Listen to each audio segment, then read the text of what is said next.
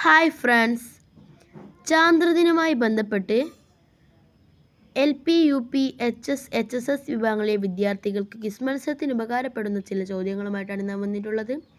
ഇത് പാർട്ട് 5 ആണ്. മറ്റു പാർട്ടുകൾ കാണാത്തവർക്ക് കാണുക. അതിൻ്റെ ലിങ്ക് ഡിസ്ക്രിപ്ഷൻ ബോക്സിലുണ്ട്. വീഡിയോ ഇഷ്ടപ്പെടുകയാണെങ്കിൽ ലൈക്ക് ചെയ്യുക. ചാനൽ സബ്സ്ക്രൈബ് ചെയ്യാത്തവർ സബ്സ്ക്രൈബ് ചെയ്യുക. അതുപോലെ എല്ലാവരും സ്കിപ്പ് ചെയ്യാതെ വീഡിയോ മുഴുവനായിട്ട് കാണുക. നമുക്ക് തുടങ്ങാം.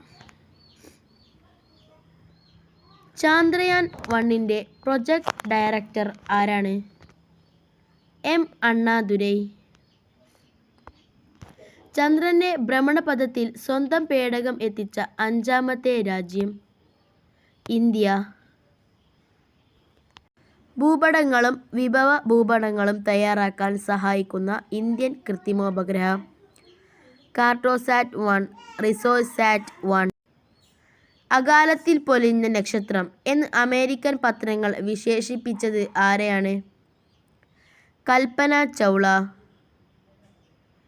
ഇന്ത്യയുടെ ആദ്യത്തെ വാർത്താവിനിമയ ഉപഗ്രഹം ഏതാണ്? ആപ്പിൾ. എഡ്യുസാറ്റ് വിക്ഷേപിച്ചത് എന്നാണ്? 2004 സെപ്റ്റംബർ 20. ചന്ദ്രയാൻ 1 വിക്ഷേപിക്കുമ്പോൾ ഉള്ള ISRO chairman? G. Madhavan Nair. Moon mineralogy mapper എന്ന ഉപകരണം ഇന്ത്യൻ പതാകയുമായി ചന്ദ്രനിൽ പതിച്ചതെന്ന്? 2008 നവംബർ 14.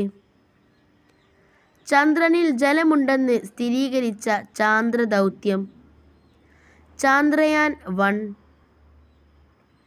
മംഗൾയാൻ വിക്ഷേപിച്ചത് എന്നാണ്?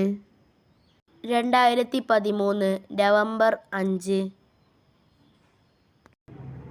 മംഗൾയാൻ വിക്ഷേപിക്കാൻ ഉപയോഗിച്ച റോക്കറ്റ്?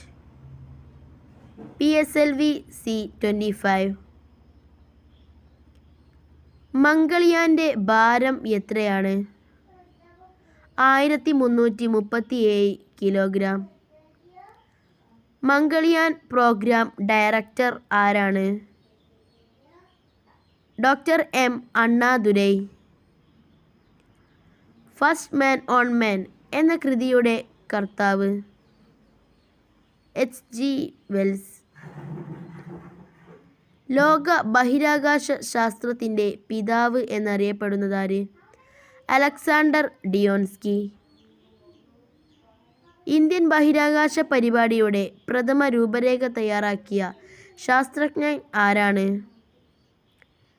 ഡോക്ടർ ജഹാംഗീർ ബാബി. പ്ലൂട്ടോയെക്കുറിച്ച് പഠിക്കാൻ നാസ വിക്ഷേപിച്ച പേടകം ഏതാണ്? New Horizons. 104 ഉപഗ്രഹങ്ങളുമായി ഇന്ത്യ 2017 ഫെബ്രുവരിയിൽ വിക്ഷേപിച്ച വാഹനം? PSLV C-37. ചന്ദ്രനും സൂര്യനും മധ്യേ ഭൂമി എത്തുമ്പോൾ ഉണ്ടാകുന്ന ഗ്രഹണം? ചന്ദ്രഗ്രഹണം. പ്രപഞ്ചോൽപത്തി, വികാസം എന്നിവയെക്കുറിച്ചുള്ള പഠനശാഖ ഏത്? കോസ്മോളജി. പ്രപഞ്ചത്തിൽ ഏറ്റവും കൂടുതൽ ഉള്ള മൂലകം ഏതാണ്? Hydrogen. A brief history of time ആരുടെ രചനയാണ്? Stephen Hawking. വർഷത്തേക്കാൾ ദിവസത്തിന് ദൈർഘ്യം കൂടിയ ഗ്രഹം? ശുക്രൻ. കറുത്ത ചന്ദ്രൻ എന്നറിയപ്പെടുന്ന ഉപഗ്രഹം ഏതാണ്? ഫോബോസ്. ചൊവ്വയുടെ ഉപഗ്രഹമാണിത്. കടലിലെ മാറ്റങ്ങൾ പഠിക്കാൻ 2012 ഇന്ത്യ വിക്ഷേപിച്ച ഉപഗ്രഹം? GSAT-10. ഏറ്റവും തണുത്ത അന്തരീക്ഷമുള്ള ഗ്രഹം ഏതാണ്? യുറാനസ്. ഏറ്റവും കൂടുതൽ ഭ്രമണ കാലാവധിയുള്ള ഗ്രഹം ഏതാണ്?